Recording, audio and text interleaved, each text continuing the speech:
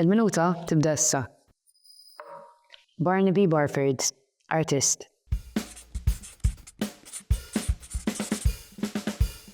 What initially inspired you to start photographing shops? I love shops. I love the shops that have been owned by generations of people, and I love brand new startups. You know, each of these shops has thousands of stories to tell. They're the heartbeat of our community. We don't really notice their importance until they're gone. So, what materials are the shops in? So the shops are made in fine bone china, a very sort of labor-intensive, handmade process. There's a beauty using fine bone china because A, it's unexpected, but B, there's a permanence to it. They'll always look like that. But there's also this fragility. If it smashes, then it's gone.